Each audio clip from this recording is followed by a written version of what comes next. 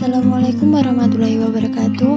Kami dari kelompok 5 Ekonomi Politik akan menjelaskan sedikit tentang pendekatan-pendekatan ekonomi terhadap politik yang beranggotakan Dinda Astri Khoiria dengan NIM 282, Lilis Wahyuningsih dengan NIM 303, Nurul Hidayah dengan NIM 314, dan Muizuddin Ma'ruf dengan NIM 316. Yang pertama yaitu deskripsi. Ada dua definisi umum dari ekonomi, yaitu sebagai berikut. Definisi yang pertama yaitu ilmu ekonomi adalah penelitian terhadap manusia dalam kesibukannya sehari-hari. Ilmu ini meneliti bagian dari tindakan individu dan tindakan sosial yang memiliki hubungan paling erat dengan pencarian dan pemanfaatan terhadap kebutuhan-kebutuhan material dari kesejahteraan. Definisi yang kedua yaitu ilmu ekonomi adalah ilmu yang meneliti perilaku manusia sebagai hubungan antara tujuan dan sumber daya yang langka dan dapat digunakan untuk berbagai macam keperluan. Dari dua definisi ini, yang pertama menekankan pada kesejahteraan material dan yang kedua menekankan pada efisiensi dari alokasi, sehingga di dalam dua definisi ini kita dapat melihat dua dari tiga pendekatan dalam ilmu ekonomi. Definisi ekonomi sebagai kondisi di mana terjadi kelangkaan sumber daya dan tujuan-tujuan yang saling bersaing adalah definisi yang paling luas dari ekonomi. Di sini ekonomi didefinisikan dengan cara menentukan apa jenis masalah yang harus dipecahkan sehingga cabang ilmu ekonomi menjadi lebih luas daripada sekedar sektor pusat atau apa yang dilakukan para ekonom saja.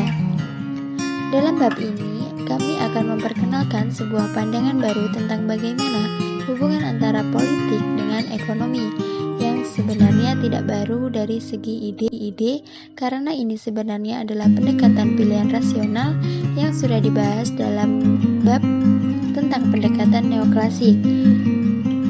Pendekatan ekonomi terhadap politik meminta kita untuk melepaskan ide bahwa ekonomi politik adalah ilmu yang menelaah hubungan antara wilayah ekonomi dengan wilayah politik atau antara subsistem ekonomi dengan subsistem politik. Dengan kata lain, menurut pendekatan ekonomi terhadap politik, ekonomi politik bukan lagi sebuah telaah tentang apa yang akan terjadi ketika wilayah ekonomi bertemu dengan wilayah politik, melainkan ekonomi politik berarti penalaran ekonomi terhadap proses-proses politik. Selanjutnya yaitu poin A, mendefinisikan pendekatan ekonomi terhadap politik. Inti dari pendekatan ekonomi terhadap politik adalah konsep pilihan rasional dan konsep efisiensi. Pendekatan ekonomi adalah konsep kegunaan subjektif, upaya memenuhi kepentingan pribadi secara rasional, biaya dan kelangkaan, analisis marginal, ekuilibrium parsial, dan ekuilibrium umum, dan efisiensi alokasi. Semua konsep ini memang dapat disatukan menjadi sebuah kerangka yang koheren sampai pada batas waktu tertentu. Pilihanlah yang harus dibuat oleh individu karena adanya kelangkaan sumber daya. Ketika individu membuat pilihan, maka individu harus menanggung biaya, yaitu paling tidak biaya peluang, biaya kerugian dalam bentuk peluang lain yang tidak jadi diambil. Selanjutnya, rasionalitas kegunaan dan efisiensi juga memiliki hubungan erat dalam artian bahwa keinginan untuk mendapatkan kegunaan dapat mendorong individu untuk melakukan tindakan secara rasional, di mana efisiensi berperan sebagai tolak ukur untuk menentukan sampai sejauh mana individu telah berhasil mencapai tujuannya. Jika seorang individu bertindak secara rasional dalam artian ekonomi, maka itu sama artinya bahwa dia berhasil mendapatkan apa yang dia inginkan. Sebatas itu dimungkinkan oleh batasan yang ada dalam situasi itu. Poin B, penerapan dari pendekatan-pendekatan ekonomi terhadap politik. Dalam bagian ini akan membahas 3 pendekatan ekonomi terhadap politik. Yang pertama, teori pilihan publik. Pada level yang paling umum, teori pilihan publik menerapkan metode-metode ekonomi terhadap politik. Pendekatan metode ekonomi ke dalam bidang politik menimbulkan beberapa masalah. Masalah yang terjadi karena kesulitan dalam mengagregasikan pilihan-pilihan individu menjadi satu dampak kolektif atau publik, dan ditambah dengan kesulitan di dalam mengkoordinasikan kepentingan dan keputusan individu untuk mencapai tujuan kolektif, dan kesulitan yang diakibatkan karena kesaling ketergantungan antara keputusan individu yang satu dengan yang lainnya. Fokus dari pendekatan ini adalah tetap pada individu yang membuat pilihan, yaitu pilihan dan perilaku maksimalisasi yang dilakukan. Hasil atau dampak keputusan pribadi dari banyak orang ini bersifat kolektif dan tidak dapat dibagi-bagi. Publik sendiri bukan pelaku yang bisa memilih, atau paling tidak dianggap begitu oleh sebuah teori yang secara metodologis bersifat individualistik, seperti teori pilihan publik. Yang kedua, pilihan publik normatif. Teori publik normatif menganalisis sifat-sifat dari sistem politik yang dianggap menguntungkan. Buchanan dan Arrow merupakan dua pemikir dari aliran normatif dalam teori pilihan publik. Buchanan meneliti bagaimana cara mengorganisir masyarakat agar bisa memperbesar peluang terjadinya pertukaran secara bebas, baik dalam konteks ekonomi maupun dalam konteks politik. Teori pilihan publik normatif membahas tentang bagaimana karakteristik yang diinginkan dari aturan, prosedur, dan institusi yang digunakan untuk membuat keputusan kolektif. Yang ketiga, teori publik positif. Teori publik positif berusaha untuk merancang penjelasan bagi aturan-aturan dan proses-proses pemilihan yang ada dan menelaah bagaimana konsekuensinya. Teori pilihan publik positif mengasumsikan bahwa warga negara benar-benar telah bertindak sesuai dengan kepentingan diri masing-masing, yaitu kepentingan diri dalam artian ilmu ekonomi, sehingga dampak-dampak politik yang sudah terjadi atau aktual. Teori ini menekankan tentang landasan rasionalisasi dan kepentingan pribadi dari kelompok-kelompok kepentingan, dan mencoba untuk membangun sebuah teori tentang bagaimana pola dari kehidupan kelompok dan jenis-jenis kelompok yang tidak akan berbentuk kecuali dalam artian sebagai agregat dari kepentingan bersama kalau ditelaah dengan menggunakan kalkulasi kepentingan individu.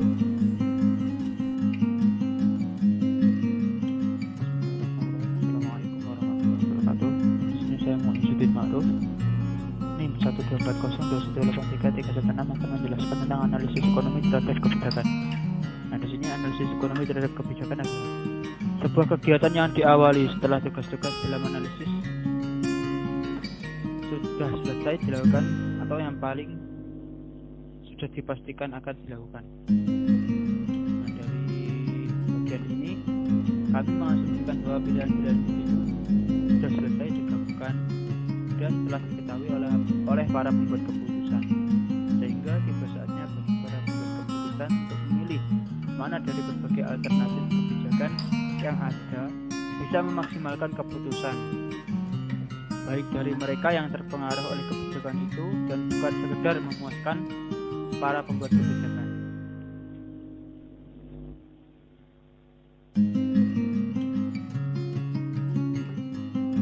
Analisis ekonomi terhadap kebijakan memberikan fokus terhadap individu dalam dua artian, yakni yang pertama ontologis dan yang kedua teoretis.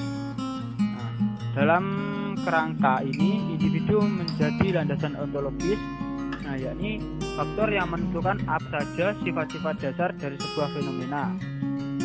Kalau dari sifat teoretis itu harus dipahami mulai dari level yang paling dasar, yakni dipandang sebagai dampak dari sekumpulan tingkah yang dilakukan individu-individu yang semuanya sama-sama mementingkan kepentingan sendiri. Yang selanjutnya yakni analisis ekonomi terhadap kebijakan berdasarkan pada konsep kegunaan atau utility individu dari ide-ide pasar tentang kedaulatan konsumen, yakni kebebasan mutlak dari konsumen untuk membuat pilihan yang diterapkan untuk bidang politik menjadi konsep kedaulatan individu-individu yang ada dalam organisasi politik. Nah, pada intinya ya, ini adalah analisis ekonomi terhadap kebijakan memandang bahwa ada banyak sekali kemiripan yang mendasar antar ekonomi dengan politik. Nah, sekian dari saya. Wassalamualaikum warahmatullahi wabarakatuh. Poin D adalah analisis ekonomi terhadap institusi. Pertama, dimulai dari definisi. North dan Thomas membuat definisi yang luas untuk institusi, yaitu sebagai pengaturan antara unit-unit ekonomi yang mendefinisikan dan menspesifikasikan cara-cara yang digunakan unit-unit untuk bekerja sama atau bersaing satu sama lain. Dalam kesempatan lain, North menyatakan bahwa institusi terdiri dari beberapa batasan terhadap perilaku dalam bentuk aturan dan regulasi. Untuk mendeteksi penyimpangan tersebut dengan membatasi cara pelaksanaan, penegakan antar aturan dan regulasi itu. Analisis ekonomi terhadap institusi memfokuskan pada cara-cara bagaimana institusi bisa menumpuk perilaku instrumental atau perilaku untuk mencapai tujuan tertentu yang kooperatif dan memberikan landasan organisasional bagi produksi dan pertukaran, fokusnya pada hubungan antara institusi dengan efisiensi.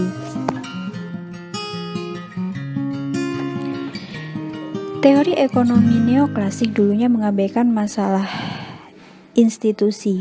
Kalaupun institusi diperhitungkan, institusi diperlakukan sebagai faktor konstan yang tidak berperan aktif dalam menjelaskan kegiatan alokasi.